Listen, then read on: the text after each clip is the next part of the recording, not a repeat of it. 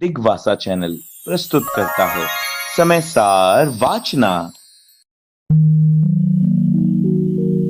समय सार पढ़ ले जो कोई, ताहि तनाव कभी नहीं होई।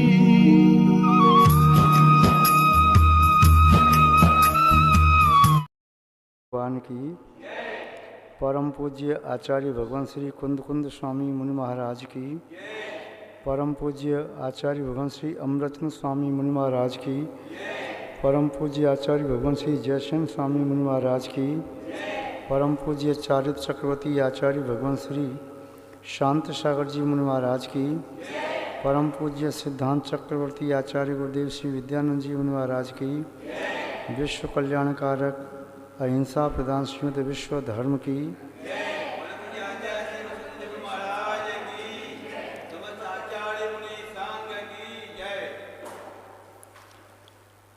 उपस्थित पुण्यात्मा महानुभाव, विगत दिवस समय सार ग्रंथ की वाचना के अंतर्गत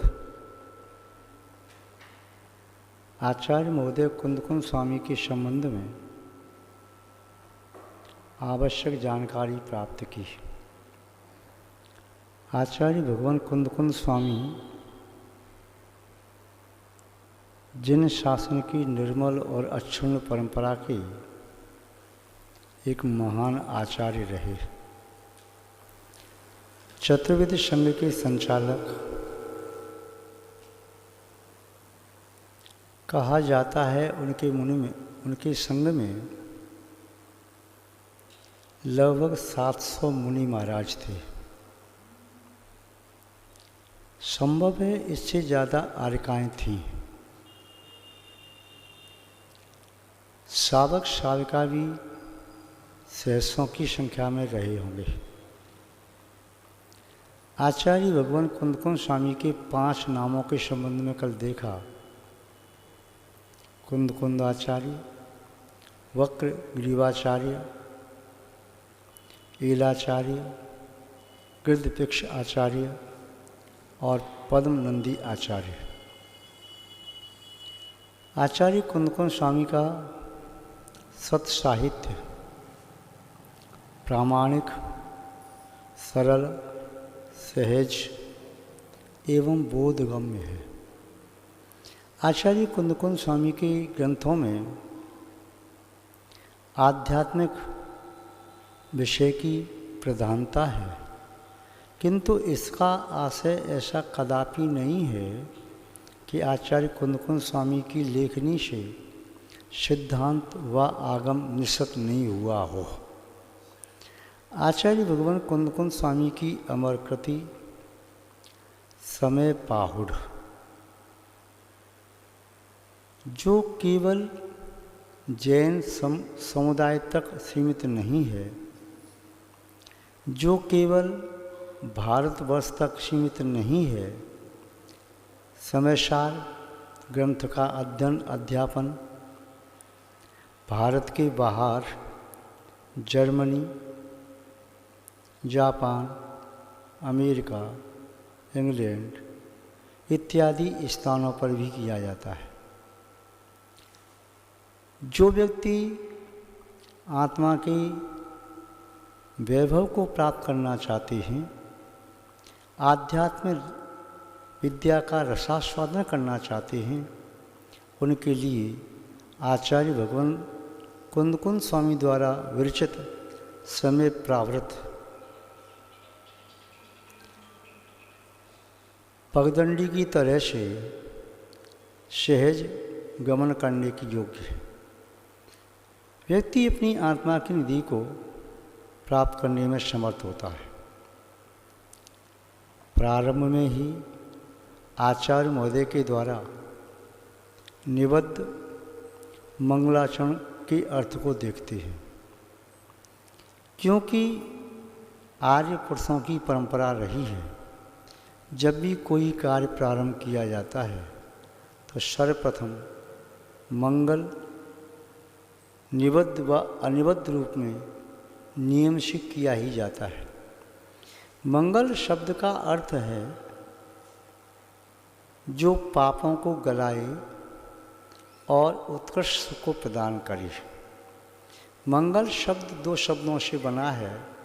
उसका विच्छेद इस प्रकार किया जा सकता है, मम धन गल। मम शब्द का अर्थ पाप, गल माने गलाने वाला। दूसरी तरह से मंगल शब्द की विच्छेद करने पर मंग धन गल ल होता है। मंग शब्द का अर्थ कहिए उत्कृष्ट, सुख, आह्लाद, आनंद।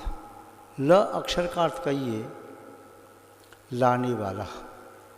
अतः मंगल शब्द का ये अर्थ सार्थक है जो पापों को गलाए और उत्कृष्ट सुखों को जीवन में प्रदान करे। मंगल करने के लिए आचार्यों ने 4 बातें कही। नास्तिक्य परिहारस्तु शिष्टाचार प्रपालनम पुण्य वाप्तिश्च निर्विघ्न शास्त्रादो तेन संस्तुति। मंगलाचरण वही व्यक्ति करते हैं जिनके जीवन में इष्ट आराध्य के प्रति श्रद्धा का, निष्ठा का भाव हो।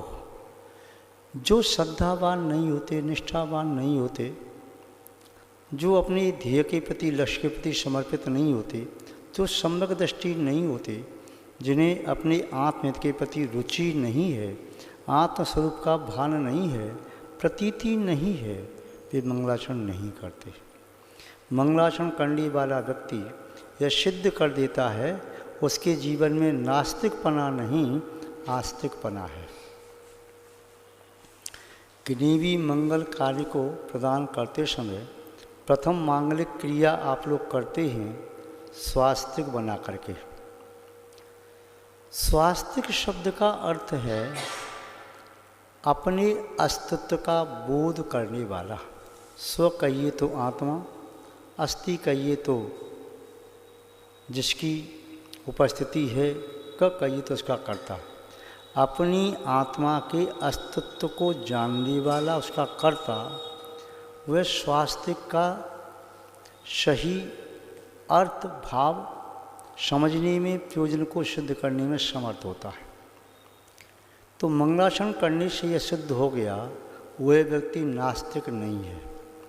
जब भी किसी छोटी सभा में भी कोई अपना व्याख्यान प्रारंभ करता है तो सर्वप्रथम मंगलाचरण करता है। यहाँ तक कि प्रभु परमात्मा की पूजा अर्चना भक्ति आदि भी करता है तो सर्वप्रथम मंगलाष्टक आदि के माध्यम से मंगलाचरण करता है। वह विनय पाठ आदि भी मंगलाष्टक का ही रूप है। ऋषियों की उपासना भी मंगलाचरण का ही रूप है। तो मंगलाचरण निबद्ध और अनिबद्ध दोनों रूप से संभव है, द्रव्य और भाव दोनों रूप से संभव है। नास्तिक के परिहारस्तु। दूसरा मंगलाचरण करने का कारण होता है शिष्टाचार का पालन करना। जो व्यक्ति शिष्ट होते हैं, सभ्य होते हैं, धर्मानुरागी होते हैं, स्वपर हितैषी होते हैं, लोक के लिए मंगल कारक होते हैं, वे नियम से शिष्टाचार का पालन करते हैं। शिष्ट आचरण का नाम ही शिष्टाचार है। शिष्ट पुरुषों के द्वारा किया गया आचरण शिष्टाचार है। अपने से अग्रज पूज्य पुरुषों के प्रति विनम्रता का भाव, प्रणति का भाव, सम्मान का भाव, अभिवादन का भाव, यह सब शिष्टाचार कहलाता है। अनुज लघुजनों के प्रति स्नेह वात्सल्य आदि का भाव, यह भी शिष्टाचार कहलाता है। तो शिष्ट पुरुष कभी अशिष्ट पुरुषों जैसी चेष्टा नहीं करते। सभ्य पुरुष जो होते हैं वह यथा योग्य अपने अग्रज और अनुजों के प्रति अभिवादन की क्रिया को संपन्न करने के उपरांत ही अपने कार्य को प्रारंभ करते हैं। मंगलाचरण करना यह शिष्टाचार का प्रतीक है। सभा में भी यदि आप लोग पहुंचते हैं तो सर्वप्रथम अपने पूज्यजनों के प्रति प्रणति करते हैं, हाथ जोड़ते हैं, उनका जय घोष करते हैं या निबद्ध व अनिबद्ध मंगलाचरण करते हैं, हिंदी में, संस्कृत में, प्राकृत में व किसी भी भाषा में। तो ये है शिष्टाचार का पालन करना शिष्ट व्यक्तियों का कर्तव्य है। निर्विघ्न कार्य की निर्विघ्न समाप्ति के लिए जो कार्य प्रारंभ किया है उसमें कोई विघ्न बाधा नहीं आए, इस प्रकार की भावना से इष्ट आराध्य देवता को प्रणाम किया जाता है। पुण्य वाप्तिश्य शिष्टाचार का पालन करना, नास्तिकता का परिहार करना और कार्य की निर्विघ्न समाप्ति की भावना भाना, इसी तरह पुण्य की प्राप्ति का भी हेतु ये मंगलाचरण है। मंगलाचरण करने से पापों की हानि होती है और पुण्य की प्राप्ति होती है। वही पुण्य पुण्य आगे कार्य की सिद्धि में निमित्त बन जाता है। इतना ही नहीं, यदि वह पुण्य निष्कांक्ष है तो परंपरा से मोक्ष का हेतु भी बनता है। तो यहाँ पर मंगलाचरण करने के प्रमुख 4 कारण बताए। किसी भी ग्रंथ आदि का प्रारंभ करने के पूर्व आचार्य महोदय 6 बातों का ध्यान रखते हैं। मंगल निमित्त हेउ परिमाणम राम तय तारम बागरी छपे पच्छा वखाड़ो सथमा इरियो। आचार्य महोदय इन 6 बातों का ध्यान रखते हैं। मंगल, सबसे पहले मंगल करते हैं, पापों को गलाने, पुण्य को प्राप्त करने। निमित्त, जो भी ग्रंथ आदि का लेखन कर रहे हैं वे किस निमित्त से कर रहे हैं, ऐसा कौन सा भव्य जीवन के सामने है जिसके निमित्त वह कार्य संपादित कर रहे हैं। आचार्य भगवान कुंद स्वामी के समक्ष भव्य श्रावक उपस्थित रहे होंगे, उनके संगस्त श्रमणी उन्होंने निवेदन किया होगा, प्रभु आत्मा का स्वरूप क्या है, आत्मा का वैभव क्या है, हम अपनी आत्मा को परमात्मा कैसे बना सकें, संसार परिभ्रमण कैसे नष्ट हो, इत्यादि जिज्ञासा उनके समक्ष आई होंगी। तो उन्होंने इस आध्यात्मिक सूत्र ग्रंथ का प्रणयन करने का निर्णय लिया होगा। इस समय पाहुड़ ग्रंथ में वंदित्व सब सिद्धि इत्यादि ये मंगल रूप गाथा सूत्र है। निमित्त रूप आसन भव्य जीव हैं। हेतु इस ग्रंथ का अशुभ का संवर, पूर्वबद्ध कर्मों की निर्जरा व पुण्य का बंध व परंपरा से मोक्ष की प्राप्ति, ये इस ग्रंथ के निर्माण का मुख्य हेतु है। अथवा आचार्य महोदय की दृष्टि में स्वपर हित व सकल कर्म क्षयार्थम विषय कषाय वंचनार्थम, ये सब हेतु भी ग्रंथ के लिपिबद्ध होने में, निबद्ध होने में कारण रहे होंगे। मंगल निमित्त हेतु परिमाणम, परिमाण ये ग्रंथ समय पाहुड़, समय सार, आचार्य कुंद स्वामी की कृति लगभग 439 गाथा। किन्हीं टीकाकारों ने कम गाथा भी स्वीकार की है, किंतु फिर भी आचार्य महोदय ने विषय का समग्र प्रणयन किया है।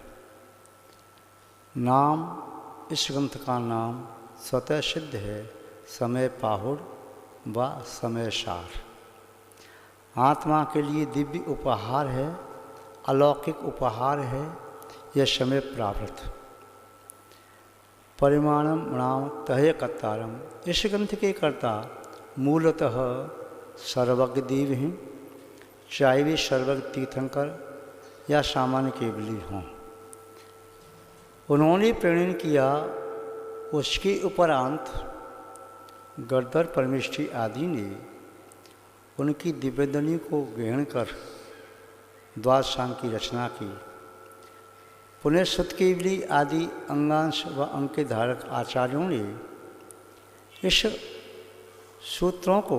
सूत्रों को व आचार्य महोदय के भावों को शब्दों में निबद्ध किया और प्रत्यक्ष में इसके कर्ता आचार्य कुंदकुंद स्वामी, किंतु परंपरा से इसके कर्ता सर्वज्ञ आदि जिनदेव हैं। मंगल निमित्त हेयु परिमाणम राम तय कत्तारम वागरी छपे पच्छा बखाड़ो सत्यमायरियो। आचार्य महोदय इन 6 बातों को ध्यान में रखते हुए पश्चात ग्रंथ का व्याख्यान करें। तो आचार्य महोदय ने इन 6 बातों का ध्यान रखा है, अतः ग्रंथ प्रामाणिक है। ग्रंथ अपने विषय का समग्र और सम्यक रूप में स्पष्टीकरण करने में समर्थ है। सर्वप्रथम मंगलाचरण गाथा सूत्र का अर्थ देखते हैं।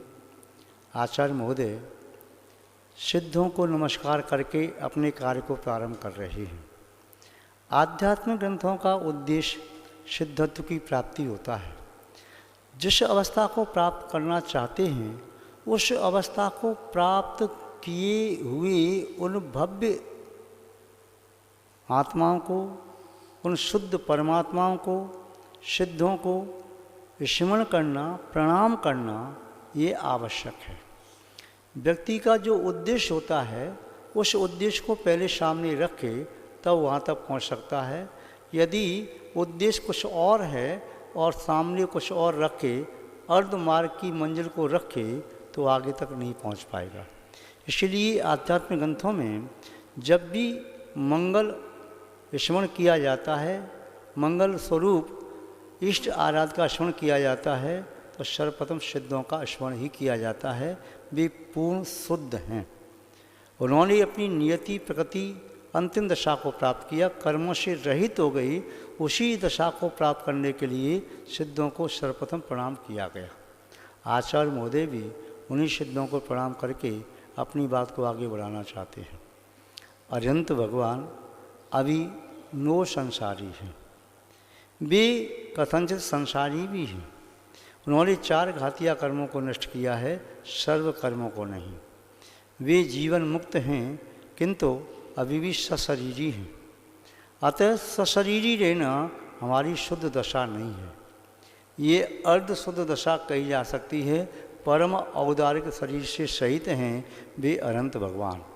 किंतु यहाँ पर सिद्धत्व को जब प्राप्त करना है तो सिद्धत्व को ही यहाँ पर स्मरण किया जाता है, क्योंकि कोई भी व्यक्ति अपनी मंजिल को प्राप्त करने के लिए, अपने लक्ष्य को प्राप्त करने के लिए निरंतर उसका ध्यान रखता है।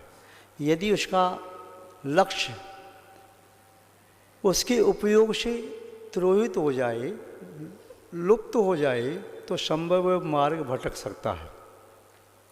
इसलिए व्यवहार न्याय की अपेक्षा से यहाँ पर सिद्धों को नमस्कार किया। निश्चय की अपेक्षा से न कोई नमस्कार करने वाला है, न कोई नमस्कार करने के योग्य है। सभी आत्मा एक बराबर हैं। सभी शुद्धाहु शुद्धनया, शुद्ध न्याय की अपेक्षा से सभी आत्माएं शुद्ध हैं, किंतु अशुद्ध न्याय व्यवहार न्याय की अपेक्षा से कुछ आत्माएं परम शुद्ध हैं, कुछ आत्माएं अर्ध शुद्ध हैं, कुछ आत्माएं शुद्ध होने के उस मार्ग में गतिशील हैं, कुछ आत्माएं अशुद्ध हैं और कुछ आत्माएं ऐसी अशुद्ध हैं जो कभी शुद्ध नहीं हो सकती। जो कभी शुद्ध नहीं हो सकती वे अभव्य जीव हैं, जो शुद्ध हो सकती हैं वे भव्य जीव हैं। जो अल्प काल में शुद्धि को प्राप्त करेंगी, सिद्ध होंगी, वे आसन्न भव्य हैं, और जो दीर्घ काल में सिद्धत्व को प्राप्त करेंगी वे आत्माएं दूरवर्ती भव्य हैं। महानुभाव आचार्य महोदय की वह मंगलाचरण रूप गाथा देखते हैं शब्दशः। वंदित्व सौव सिद्धि ध्रुवमचल मणोवम गतिम पत्ति वक्ष्यामि समय पाहुड विडम्बो सुद केवली बलिदम। आचार्य महोदय कह रहे हैं वंदित्व, वंदना करके। यहाँ पर आचार्य महोदय ने वंदना करके ईश्वर का प्रयोग किया। ये नहीं कहा कि वंदना करो, ये नहीं कहा कि वंदना करना चाहिए, ये नहीं कहा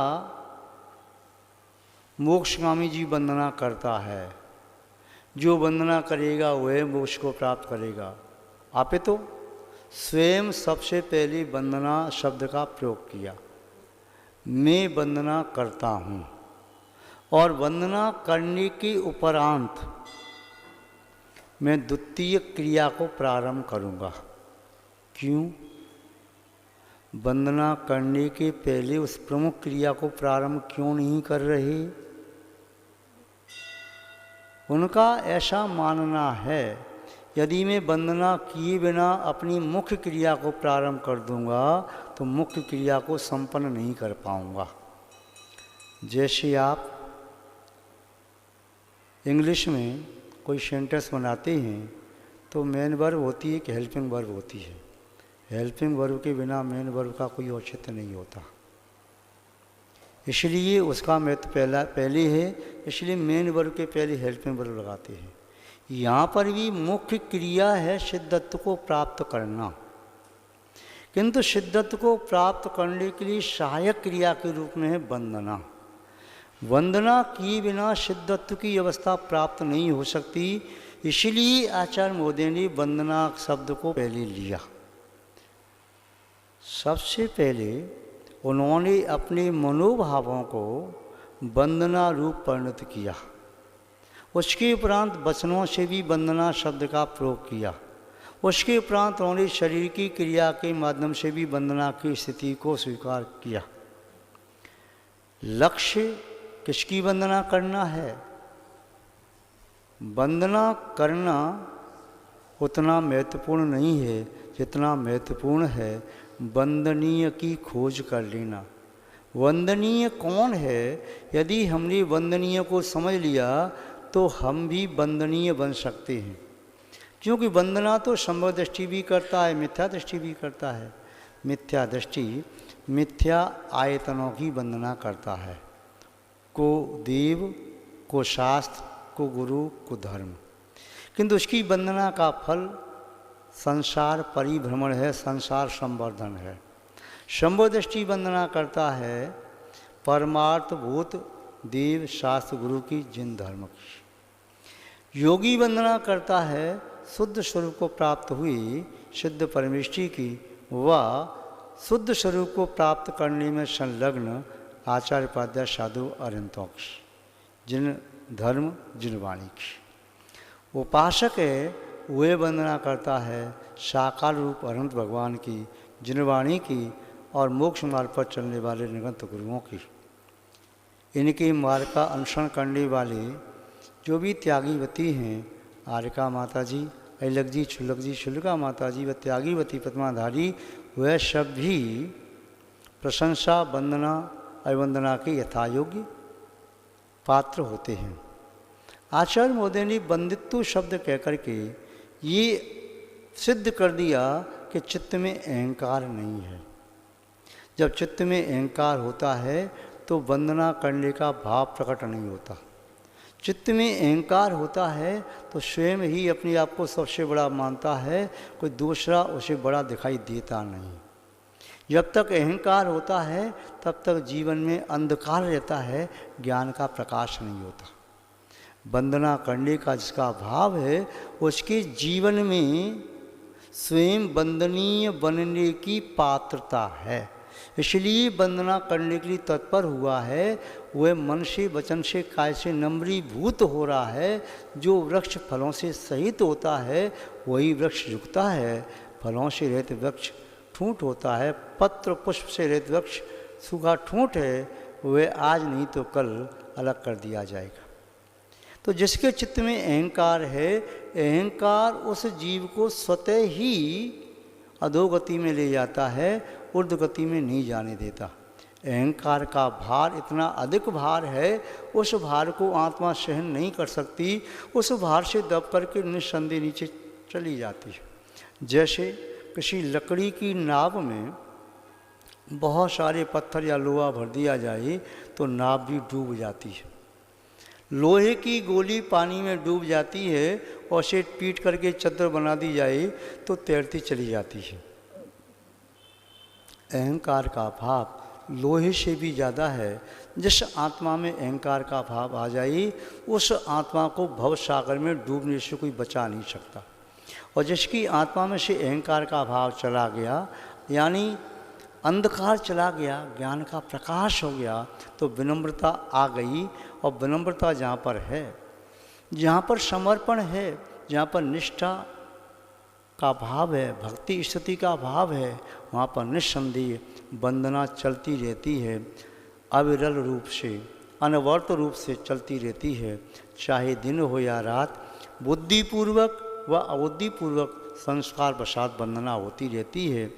उसके चित्त में ये स्थित हो गया, टंकोत्कीर्णवत कि वंदनीय वे हैं, बंधक मैं हूँ। वंदना एक प्रक्रिया है जिसके माध्यम से वंदना का फल मुझे प्राप्त हो, और वंदना का फल वही वंदनीय अवस्था की प्राप्ति है। इसलिए जो भी प्राज्ञ पुरुष हैं, जो भी आत्मयथार्थी हैं, वे इष्ट आराध की वंदना करते हैं और बिना वंदना किए किसी भी क्रिया को प्रारंभ नहीं करते। आचार्य महोदय कुंद स्वामी जी ये कहना चाह रहे हैं कि मैं कोई भी क्रिया प्रारंभ कर रहा हूँ आत्मयथार्थ स्वपर के कल्याण के लिए, तो मेरी क्रिया बिना वंदना के प्रारंभ हो ही नहीं सकती। सबसे पहला शब्द दिया वंदित्व, वंदना करके। वंदना कैसे कर रहे? मन से भी कर रहे, वचनों से भी कर रहे और शरीर की चेष्टा से भी कर रहे। तीनों योगों से वंदना होती है, तभी सम्यक वंदना होती है। एक योग व दो योग से की वंदना सम्यक नहीं होती। जब तीनों योग विशुद्ध हों तो आत्मा में जो भी कर्म कालिमा है, आत्मा में जो हेतु संसार संवर्धक हैं, वे नष्ट होने लगते हैं। संसार के कारणभूत बंधन शिथिल होने लगते हैं। वंदना करते ही चित्त में एक आह्लाद शक्ति का आविर्भाव होता है, जिस शक्ति के माध्यम से वह भव्य जीव कर्मों की बीड़ियों को काटने में समर्थ हो जाता है। वंदना के माध्यम से ऐसा आनंद का एक निर्मल झरना फूट पड़ता है, जिस शीतल सलिल के माध्यम से चेतना पर लगी किट कालमा प्रक्षालित हो जाती है। इसलिए आचार्य महोदय वंदना शब्द को सबसे आगे रख करके अपनी बात कह रहे हैं। वंदित्व किसकी वंदना करके? सव सिद्धि। सिद्धि शब्द कह लेते पर्याप्त था, मैं सिद्धों की वंदना करता हूँ। किंतु कोई व्यक्ति ये कहे कौन से सिद्ध की वंदना करना चाहते हैं? एक सिद्ध की जो भरत क्षेत्र से तीर्थंकर बनकर के सिद्ध हुए उनकी, कि ऐरावत क्षेत्र से हुए उनकी, या विदेश क्षेत्र से सिद्ध हुए उनकी, वर्तमान काल में सिद्ध हो रहे उनकी, या भूतकाल में हुए उनकी, या भविष्य में होंगे उनकी? कौन से सिद्धों की? सामान्य केवली भी सिद्ध हुए, तीर्थंकर केवली भी सिद्ध हुए, कौन से सिद्धों की? सब सिद्धि। सब सिद्धि में जितने भी 7 प्रकार के केवली हैं, वे सिद्ध बन गए, उन सब की वंदना। वर्तमान काल के नहीं, वर्तमान भूत भविष्य तीनों काल के, अतीत काल के सिद्ध हों चाहे अनागत काल के सिद्ध हों, चाहे संप्रति काल के सिद्ध हों, सबकी वंदना। कौन से सिद्ध? जिन्होंने अंजन गुटका सिद्ध की है, जिन्होंने कोई विद्या सिद्ध की है? नहीं। उन सिद्धों की विशेषता आगे बताएंगे। वह सिद्ध जो कर्मों से रहित हैं, वह सिद्ध जिनके लिए अब कुछ भी असिद्ध नहीं रहा, अपनी आत्मा को ही सिद्ध बना लिया। वे सभी सिद्ध परमेष्ठी मेरी वंदना के भाजक हैं, पात्र हैं। मैं उन्हीं की वंदना कर रहा हूँ, क्योंकि मैं भी उन जैसा बनना चाहता हूँ। वंदित्व सब सिद्धि ध्रुव मचल मणोभविम गदिम पत्ते। जो ध्रुव हैं, वे सिद्ध परमेष्ठी ध्रुव हैं, शाश्वत हैं। एक बार यह संसारी आत्मा सिद्धत्व को प्राप्त कर लेती है, फिर उस सिद्धत्व से कभी च्युत नहीं होती। एक बार कर्मों से रहित हो गई तो अपने कर्मों का संबंध आत्मा से नहीं होता। जो बीज एक बार अग्नि में जल गया, भस्म बन गया, वह भस्म जमीन पर बोने से वह बीज पुनः वृक्ष नहीं बन सकता। कर्मों को जला दिया है सिद्ध परमेष्ठी ने, अतः उन्होंने जो अवस्था प्राप्त की, शाश्वत ध्रुवस्था प्राप्त की।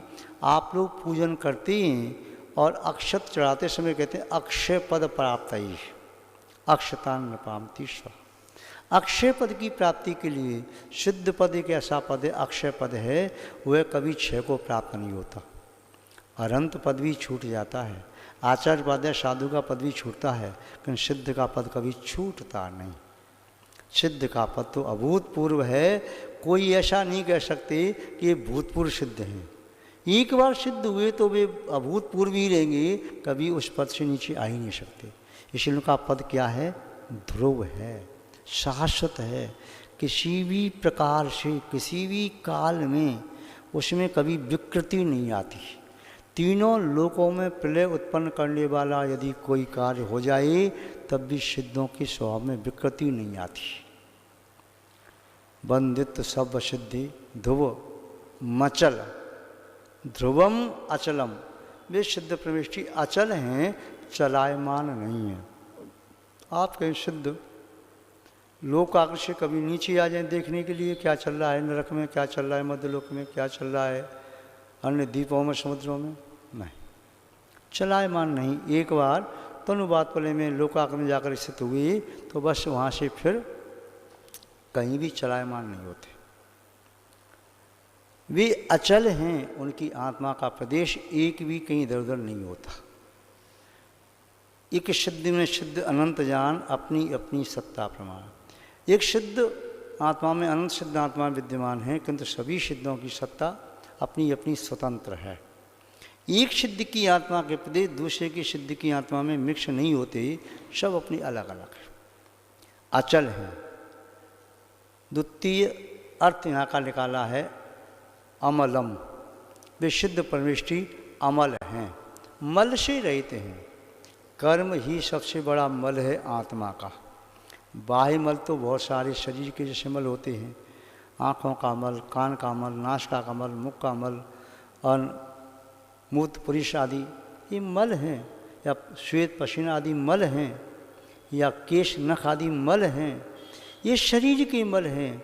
आत्मा का मल क्या है? आत्मा का मल है तो वह है कर्म कालिमा, मोहनीय, ज्ञानावरण, दर्शनावरण, अंतरा, ये चार घातिया कर्म मल है। घातिया कर्म वे भी उस आत्मा के साथ लगी हुई किट्ट कालमा की तरह से है।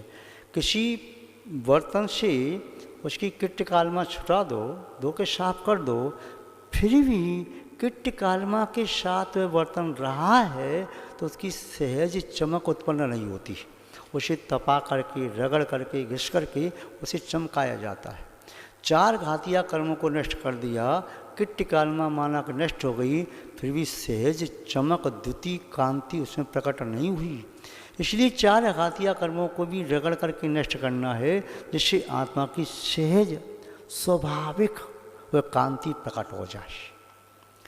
तो ये अमल हैं सिद्ध परमेष्ठी, उन्होंने किट्ट कालमा को भी नष्ट कर दिया और असहज जो कांति थी, असहज कांति को नष्ट करके सहज स्वाभाविक शुद्ध और शाश्वत कांति को प्राप्त कर लिया।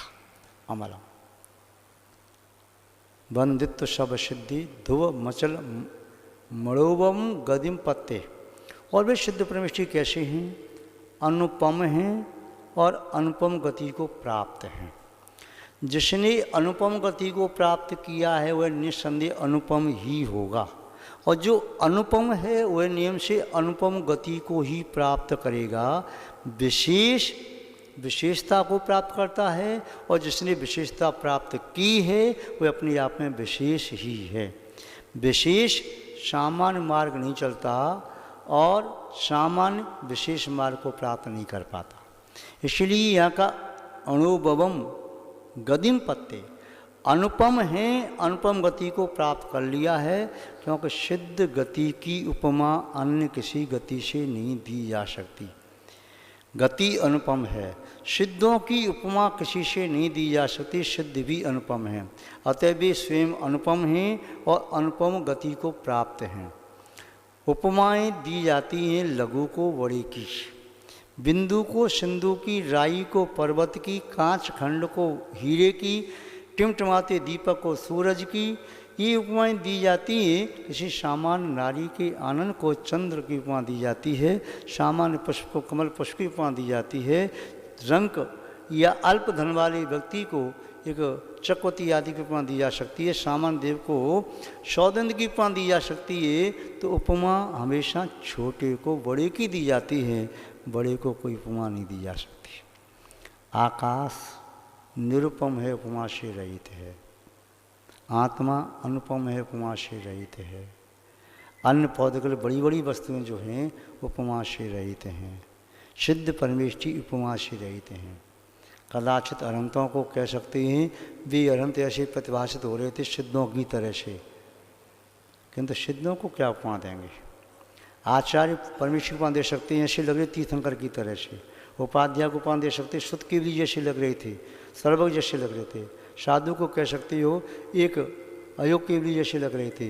उपमा दी जा सकती है चार परमेष्ठी को, किंतु सिद्ध परमेष्ठी को कोई उपमा नहीं दी जा सकती।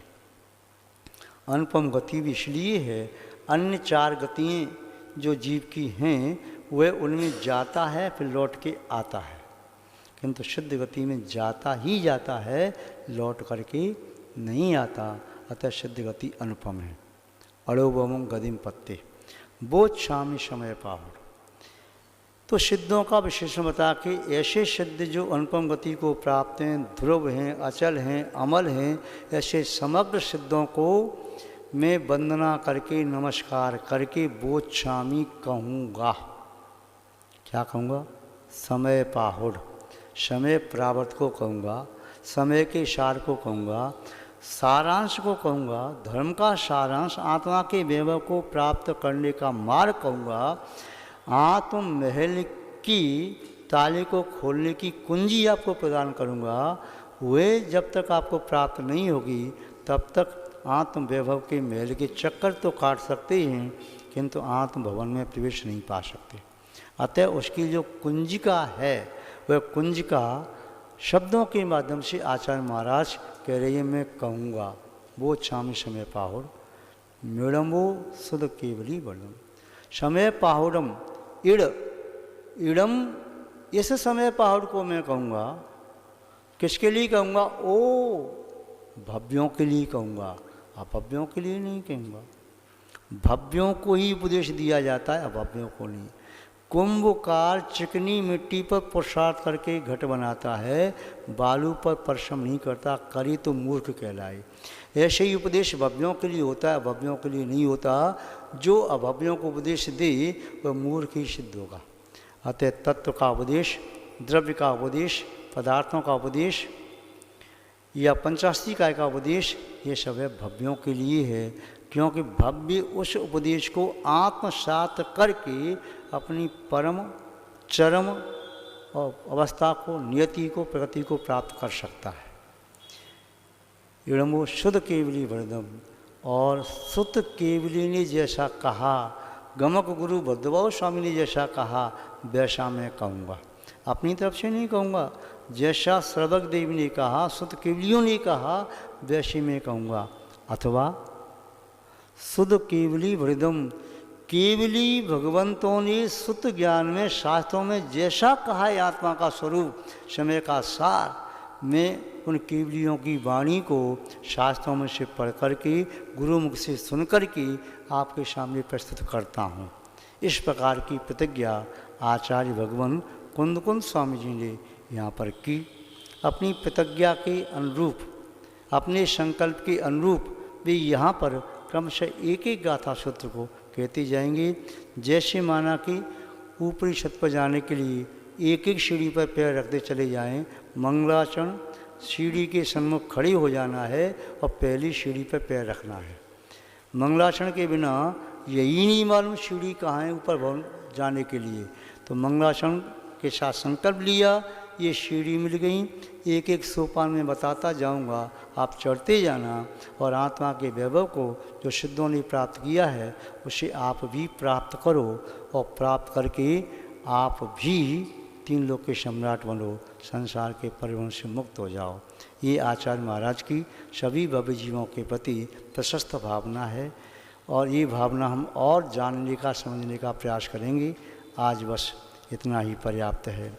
जय बोलिए श्री शांतनाथ भगवान की, पूज्य आचार्य गुरुदेव श्री विद्यानंद जी महाराज की, अहिंसामय विश्व धर्म की।